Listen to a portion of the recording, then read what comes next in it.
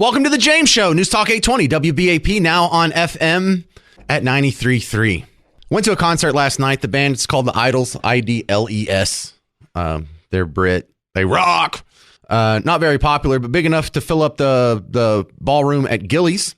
Beforehand, we stopped at a restaurant that's right next to my work, and we had 2 beers. That's it.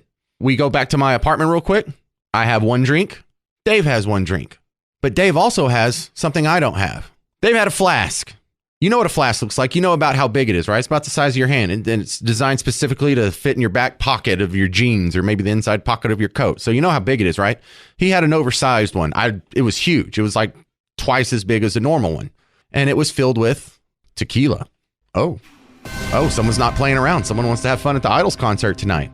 I was not watching Dave, but over the course of a pretty small period of time, he drank that entire flask. So you drink a gigantic flask full of tequila, in about an hour, you're going to be a fun guy. Well, in about an hour, we were at the Idols concert, and we got there right before they started playing. Isn't that the best? Because when you're old, what do you want to do? You want to miss the opening band, don't you? Yeah. When you were a kid, you wanted to see every band possible. I just want to get there right before they start. Can we do that? We timed it perfectly. Well, so me and a couple other friends were standing at the back of the crowd. We're not going to get in the mosh pit. We're old people.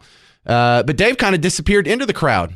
I did not know he had drank all that tequila, so I didn't think anything of it. Yeah, well, there goes Dave. We'll see him again. It's a concert, whatever. Well, next time we see him, it's close to the end of the set. They only played for maybe an hour. And he's being led to the back of the concert venue by security who are holding him by his tricep. You know what I'm talking about? The old tricep hold where you can kind of... I know. Oh no, is he in trouble? Are we getting kicked out? What's going on? They're like, he needs to sit down. Are you with him? I'm like, yeah, he's with me. I can get him out of here if he's being trouble. And no, he needs to sit down. He needs to have some water because he couldn't walk that good. And I didn't know what was going on. I was like, did somebody roofie Dave? And no one would roofie Dave. I mean, if you saw him, you would know why. But guys, it's a ridiculous thing. Turns out that it was just all the tequila. He admitted he drank it all. And so we're like, dude, we kind of got to get out of here as soon as you can walk. Are you going to throw up? No, I feel fine. So I would like to thank the fine folks of Gilley's for not kicking us out when they definitely could because Dave was too drunk. I would like to thank them for turning him over to us. And I was going to take him to the patio to get some air. And all the security people, like the second they turned around and had their backs to us and we were walking away, he fell down the stairs. I was like, oh, so glad they didn't see that. It kind of didn't hurt him because he was too drunk, but his butt was hurting this morning. So thank you. That was my experience. And the lesson learned is if you're going to go to a concert, especially on a Thursday, do not drink a giant flask of tequila.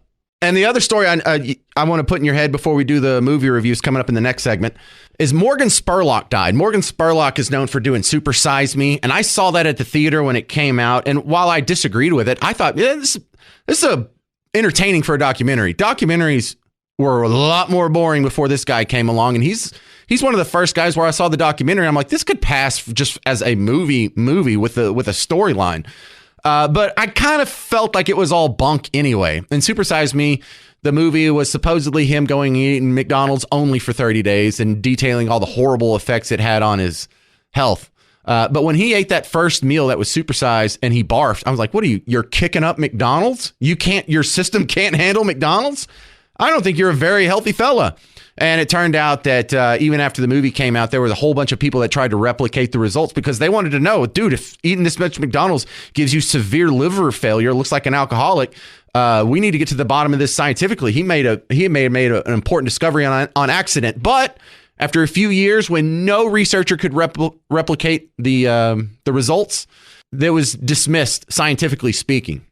Also, it came out that he is a severe alcoholic and he was heavily binge drinking during the 30 days. So that may have had some impact on his liver at some point. Also, he's a 30-year alcoholic. That kind of got failed to be mentioned in the movie too.